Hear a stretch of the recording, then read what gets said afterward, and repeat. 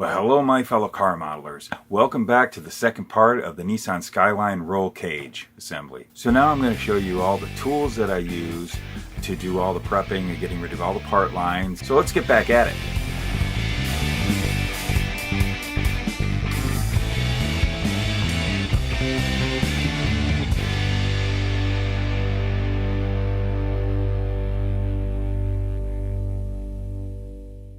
This is really simple how I do this.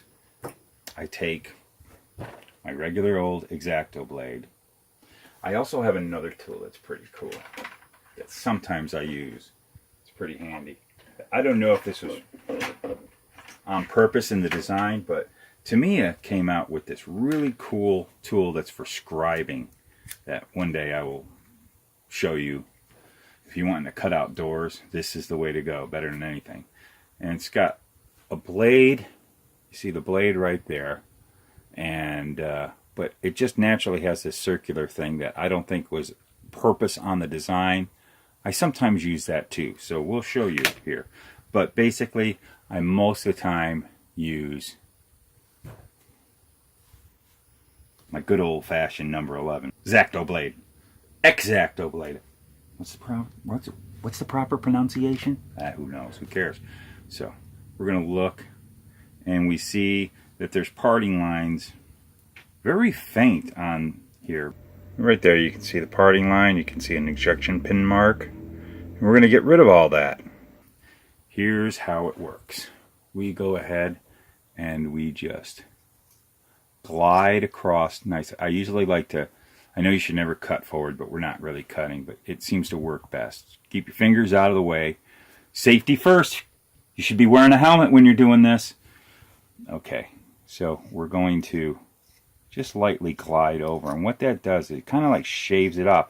If you look, I don't know if you can see that. You see the shavings. And it is good to start with a fresh blade too. And you really don't have to put a lot of pressure on it. You just glide across and you go like circular. Well, I don't know if you call it circular. What would you call this?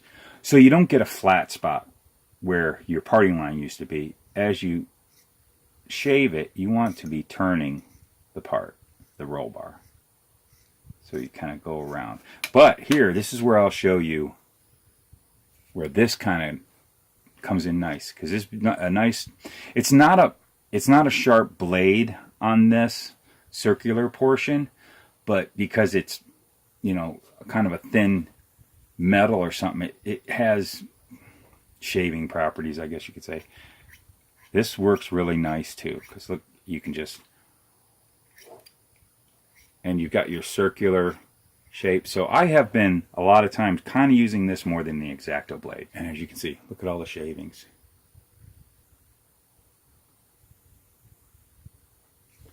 So you just go across like that. And it really doesn't take much time. Yeah, this is definitely the better way to go.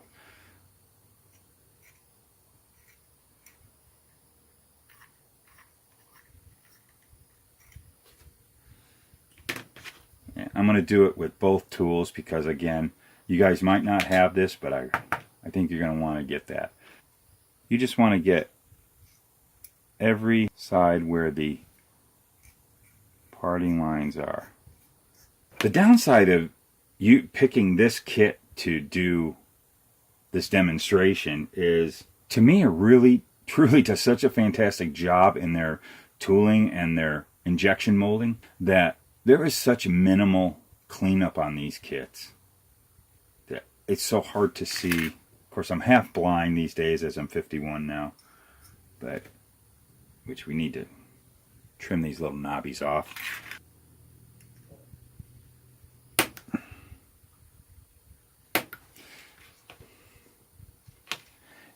So really what you want to do is you just want to lightly shave, as you can see, all coming off. Another thing you need to know when you're lightly going across, and again, you just want to be not putting any pressure on it. You just want to lightly glide across it, and you will see the plastic curling up on the end of the blade. If you are feeling kind of a skipping motion, or you know, it should feel nice and gliding. if you start feeling like a skipping, you've probably got your blade straight up and down like this, or even going that way. You'll get a skipping, and that will cause like little notches. Like, you should have it at an angle like that. Okay, and now let's go ahead and remove these little nubs here. I usually like to get nice and flat onto my cutting pad and just trim them right up to it. And then you can sit there and do your same thing as you do with the parting lines. You just kind of go around the tube and that. Now, after you get that done, on to the next little bit of awesomeness. Okay. These are the greatest things in the world. I get these at an auto body supply store. I used to work in the auto body industry, and that's how I learned about these. These are sanding pads. This is by a company from Norton, or there's also 3M's version. There's Norton and there's 3M. I prefer the Nortons. They just, I don't know. I just like the Nortons. They're a little bit more flexible. It seems like the 3M, I don't know, they're different. What I like about these a lot is it's a wet dry sandpaper. So they're approximately between 1,000 to 800 grit. They actually are, if you do it dry, it's more of a 800 grit. And when you use them wet, it's 1,000. And these come in great in all kinds of prepping. It's the best. Also now, Tamiya has come out with their own line of these, and I believe theirs are actually 3M.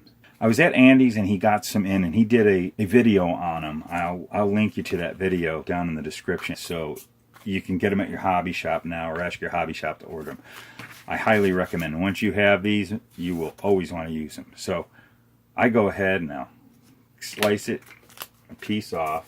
For this, I don't do it wet. I'll go ahead and just do them dry, and I will go ahead and just in the same circular motion. Why do I keep saying circular motion? Going around the tube, following the contour of the tube. There you go. That's better. It's not a circular motion. I should script this stuff. Okay. That'll never happen. I'm too lazy. So you just follow the contour of the tubing, and you can get all your parting lines pretty much gone after you've shaved them off. And there you can see they're all gone and sanded. No injection pen, no parting lines. That's what we want. And I'll tell you, with the Tamiya kits, unlike your Monogram or your AMT and stuff, the parting lines are so minimal. I probably wouldn't even bother doing the shaving with either one of these tools, because really just this sanding sponge pad does the job. And another thing that's nice about this is how flexible they are. They're flexible, and later on when it comes to paint prepping, they're great for blocking too. Kind of naturally form to the contour of the tubing when you just go right down them like that. So these are really great. Later when I do like some bodywork demos, I'm going to show you, these are great for block sanding because you can get nice flat surfaces, or like when you're doing your body prep, it again follows the contour real well. I scratched my Skyline. Let me have some cold coffee. Good to the last drop. I don't get iced coffee and all that other stuff, man. I just like black, warm coffee. Gets me going. That's how the model room cleanup happened. It was fueled by coffee. So I got rid of all the parting lines and prepped everything for the assembly part. So now what we're going to do is we are actually going to take a look at the plans. This is the part that I'm going to use right now. I just want to assemble the roll cage so that I can get it primed and prepped. And what I'll be doing is I'm basically going to use the chassis as the jig to hold the roll cage together. I'm not going to glue it to this, but I'll show you. I'm just going to glue the roll bars together. We're going to put it all together just on this chassis plate. And I have this old 10X, and I'm going to give this stuff try, see if it's still working. So hopefully it is. I want to use something quick when I'm doing roll cages. and it kind of bonds the plastic, something that fuses the plastic together. So let's just see how this all will fit together. Okay, it looks like I need to just kind of fit this in here first to kind of use it as, again, basically I'm using all of this, the chassis plate and the rear firewall, as the jig to hold everything into the proper position where I glue it. And again, the nice thing about these Tamiya kits is they kind of fit into place really well. You see how it kind of automatically holds together. We can see where everything fits together. Look at that, how it all fits up together. I got these little applicators I bought at Andy's a while back. Dab this in there and we can hit our 2 glue points. Everything will fit nice together like that.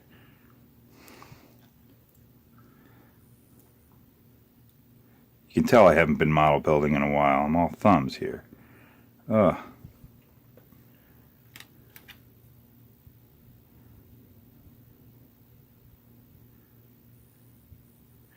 Okay, we're going to hold it for a second, see if this 10X will activate, and does it? Oh my goodness, it does. Sort of, kind of, it's weeping over.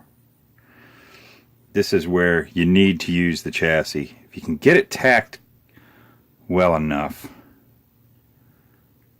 where, what I usually like to do, that's why I like to use glues that will tack up pretty quick, but still be pliable so I can move it around. So when I get it into place, everything's where it's supposed to be. Hey, look at that. So we've got it set pretty well. Now we'll take the other side and it should all hold itself up together after that. Alright, got it at a little bit better position. I think you can see what we're doing. I'm going to put more glue on these 2 pieces here.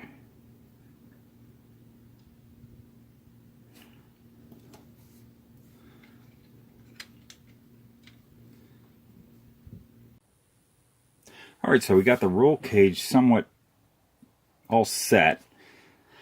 I'm going to leave it for a little bit for the 10X glue to bond the 4 joints here together. It's still kind of flimsy because, again, I don't want to glue it to the chassis. I don't have this piece right here glued to the chassis because, again, I want the roll cage to be separate from everything for painting to get into all the areas when we go to paint it.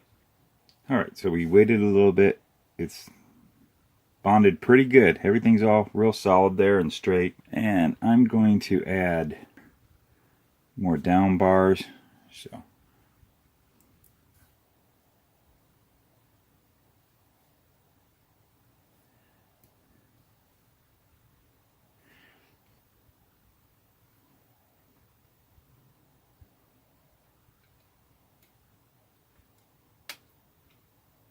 okay, right now I'm holding it all together really quick in its position, so it should hold nice, and there we are. Okay, so there we are with the roll cage. Pretty much all the joints are fused together, and we can prime it and get it ready for paint. I've got 2 more little down bars that go on the inside. I'm going to put those in. We'll go ahead and do whatever little sanding else needs to be done, like some of the joints. Got a little bit of glue, I want to sand that off. I don't worry so much about the top here because it's all going to be hidden by the body when it goes on. And this is another thing I like to do. When it's all fitted together like that, I'll put it up into the body. See how it fits in the body.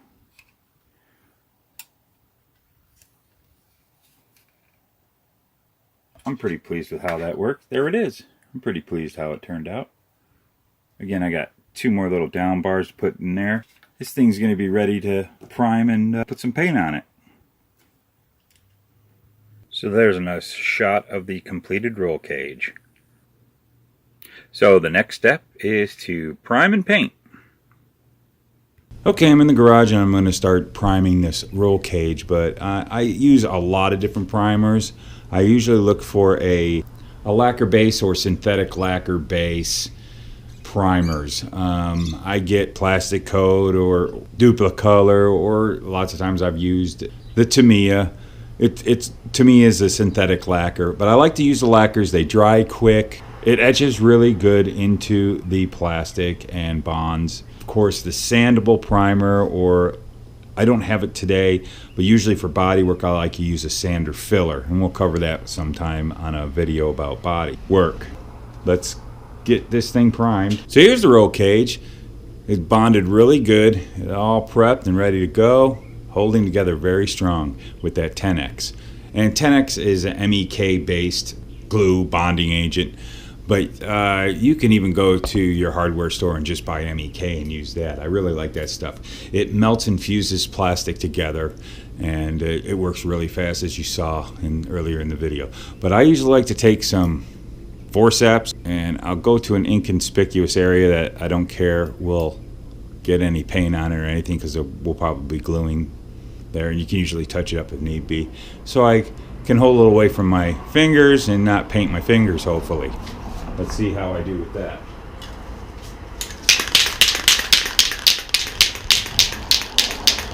Alright, so I'm just going to shoot over everything pretty 12 seconds later. Generously. See what I mean by building the roll cage separate from the chassis is how you can sit here and just get all around when you're painting. And once I see every bit of blue gone,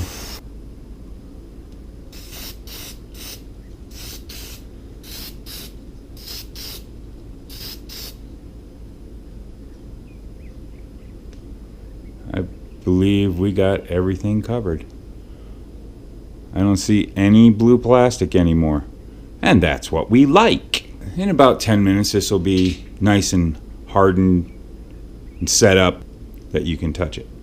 So we'll go back to the model room. So we're back in from the garage. Everything's all dried and nice.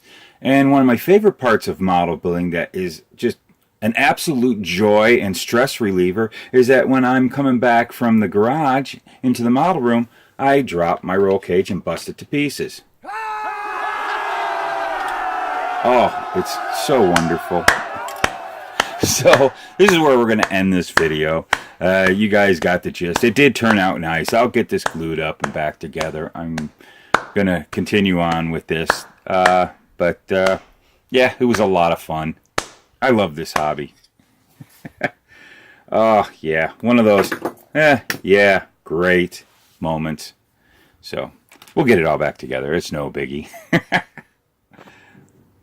I'll just have some more cold coffee and that'll calm me the heck down. So there you have it, the end of another great model car adventure with your old buddy Luka C. I'm glad I could be there for you. Well, it didn't quite end the way we wanted to, but we'll get that fixed and we'll move on with the Skyline at a later time. So we got a lot of other things we're going to cover. So what else would you guys like to see me do? Please let me know in the comments below. So I want to thank you for your support, clicking on my videos, watching them. I keep on gaining more subscribers. I want to thank you guys for that. And remember the Mediocre Modelers group on Facebook. I'm on there. You can find Andy on there. And we're up to 1,000 members. So if you're not a member of it yet, join it. It's pretty cool. There's all kinds of modelers there. There's tank guys. We need some more car guys there. We really do. We all can learn from one another. This whole thing that we're all separate hobbies isn't true. Model building's model building. Miniatures are miniatures, man. That's what we're into. So let's all join together and let's learn from one another. Especially nowadays, I know there's a lot of you out there that really like that rusted, junker look, distressed or patinaed, whatever you like to call it. It's gotten very popular on our end of the model building hobby. It's getting more respected with model car shows and the model car media. So that's something else I want to cover. It's something I've done for years and years and years. And that's something I'm going to do in an upcoming episode. So watch for that. But again, thanks a lot. I'm really having fun with this. I'm going to keep on churning these episodes out for you guys. And again, every week you can watch for us. I don't have an exact day. Sorry, I haven't nailed it down. It depends on when I get things done and how my work schedule is. Because I still got to bring a paycheck home so I can keep buying models. It sucks. I'm trying to quit my job so I could just do this. But then I'll have to be sitting on the street out there shooting videos. I don't think you guys want to see that. It's no fun. Watch for my next video next week. And thanks a bunch. So this is me, Luka C. Thanks for stopping in. And keep on building those model cars. We want to see some from you. Post them on Mediocre Modelers group. Or post them on Model Car Hobby Headquarters group. Wherever you can. I want to see your models. Come on, guys. Nobody's been showing them to me. I want to see your models. Come on. I've showed you my models. I want to see your models. So post them up there. Let's take a look. So happy car modeling. Keep on going with that. Get in that model room. Start gluing. Start cutting. Start putting some plastic together. And have a great time with it. We'll see you guys next week.